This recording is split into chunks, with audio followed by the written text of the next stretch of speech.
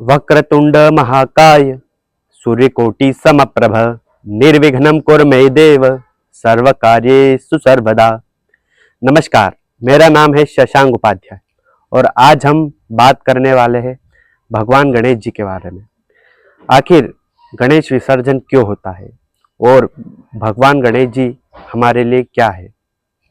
प्रथम वक्रतुंड च एकदंतं द्वितीयकं तृतीय कृष्ण पिंगाक्ष गजभक्त चतुर्थकम।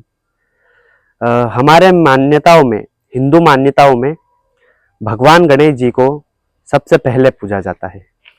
आखिर हम चाहे कोई भी शुभ कार्य करने जा रहे हो, हमारे घर चाहे गाड़ी आ रही हो या हमारा घर बनने जा रहा हो या कोई भी छोटा या बड़ा शुभ कार्य, उससे पहले हम भगवान गणेश जी को जरूर याद करते हैं। तो इसके पीछे का भी एक कथा है, इसके पीछे की। और आखिर गणेश विसर्जन क्यों होता है। गणेश चतुर्थी के दिन हम भगवान गणेश जी को ढोल नगारे के साथ में, बड़े उल्लास के साथ में, बड़े स्वागत के साथ में उनका आदर सत्कार करते हैं।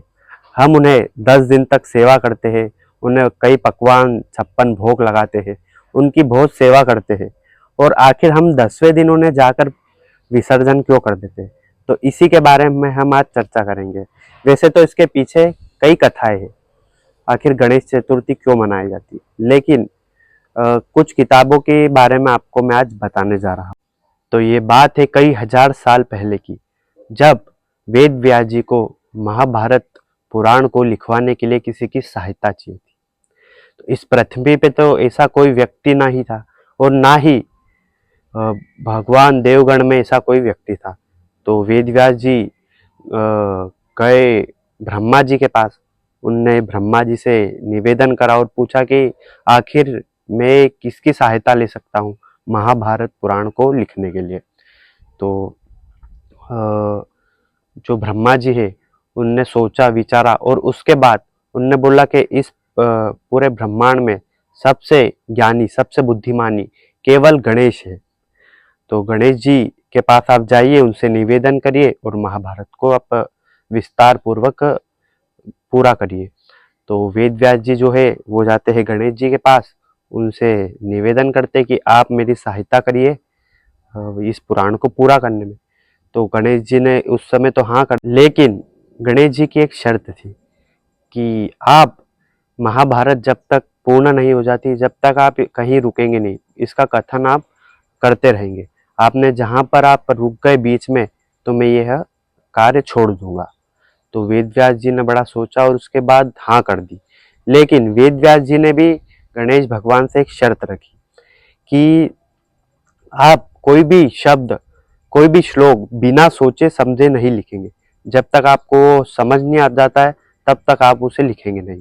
वेद व्यास जी ने ये इसलिए सोचा कि जब भी मैं थक जाऊंगा तो बीच में रुकने के लिए कोई ऐसा कठिन वाक्य बोल दूंगा या कठिन श्लोक बोल दूंगा, जितनी देर में गणेश जी वो सोचेंगे इतने में आराम कर लूंगा। तो ये बात तो हो गई, लेकिन उसके बाद कथा लिखनी प्रारंभ करी उन्होंने। इसी प्रकार दिन गुजरे, महीने गुजरे और साल गुजरते गए। इसी बीच जो है भगवान गणेश जिस कलम से लिख रहे थे वो कलम बार बार टूटती जा रही थी। ऐसी कोई कलम बनी हुई नहीं थी कि जिससे वो महाभारत पूरी हो सके। तो आप सभी लोग जानते ही है, भगवान गणेश जी जो है एक दंतधारी है। उनकी जो एक दांत जो था वो भगवान परशुराम ने तोड़ दिया था। हमने ऐसी कथाएं कई सुनी हुई है। तो भगवान गणेश जी ने उसी दंत से उन्हें लिखना फिर से प्रारंभ कर दिया। तो जो है वो कहीं रुक नहीं रहे थे, उस कारण से उनका जो तेज है वो एक हाथ चलते जा रहा था, उनका दिमाग चलते जा रहा था। वो उनका जो तेज है, उनका जो बॉडी का टेम्परेचर है वो बढ़ते ही जा रहा था। तो उनके जो सेवक थे उन्होंने देखा कि ये तो इनका जो तेज है वो बहुत बढ़ रहा है, इसका कुछ तो हमें करना पड़ेगा। तो उनने जो है लेप तैयार किया। तो वो लेप भगवान गणेश भगवान के ऊपर शरीर पे उनने लगाया। तो उस लेप से भी कुछ नहीं हुआ। तो फिर उनने जो है मिट्टी, गीली मिट्टी करके उसे भगवान गणेश जी के ऊपर लगाते गए। तो उनका जो है पूरा शरीर एक तरह से देखा जाए तो मूर्ति के समान हो गया था। उनका सिर्फ जो है हाथ चल रहा था, हाथ ही चल रहा था। तो धीरे धीरे समय गुजरता गया। लगभग महाभारत 3 वर्षों में पूरी हुई। तो भगवान ने ये देखा कि मैं तो पूरा जम चुका हूँ, तो वेद व्यास जी ने कहा कि आपने जो कार्य किया है उसके लिए आपको सालों तक याद किया जाएगा और आपको पूजा जाएगा। तो उनको जो है शरीर पूरा मिट्टी के समान जम चुका था, तो उनका जो तापमान और बढ़ा हुआ था उसे ठंडा करने के लिए और उन्हें स्नान कराने के लिए उनके सेवक ने उन्हें उठाया और पास में एक नदी बह रही थी, बहुत पवित्र नदी, उसमें जाकर उन्हें स्नान कराया और उन्हें विसर्जन करा। तो उसी दिन से माना जाता है कि हम उन्हें भगवान की सेवा करते हैं और उन्हें विसर्जन करते हैं।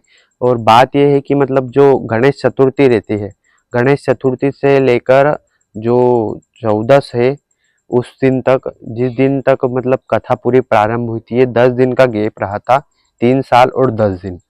तो इसीलिए माना जाता है कि भगवान जो है, गणेश भगवान 10 दिन हमारे पृथ्वी पर रहते हैं, हमारी सेवा स्वीकार करते हैं और हमें आशीर्वाद देने के लिए हमारी पृथ्वी पर आते हैं। एक कथा तो ये होगी। वैसे यह भी कहा जाता है कि जो गणेश चतुर्थी थी उस दिन ही भगवान गणेश जी का जो सर है वह मतलब भगवान शिव जी ने क्रोध में आकर काटा था और उसकी जगह जो है हाथी का सर उन पे लगाया था। और भी ऐसी कई मान्यताएं और कई कथाएं हैं, हम उसकी आगे की आपको कथाएं बाद में सुनाएंगे अगले वीडियो में। और आगे हम ऐसी वीडियो लाते रहेंगे। आपको हमारी वीडियो अच्छी लगे तो आप हमारे साथ जुड़े रहिए, हम इसके साथ में बदलाव करते रहेंगे और प्रैक्टिस के साथ हमारी और अच्छी जो है भाषा बदल दी जाएगी। तो अब आपके लिए आज के लिए इतना ही, आपसे फिर मुलाकात होगी, तब तक के लिए जय श्री।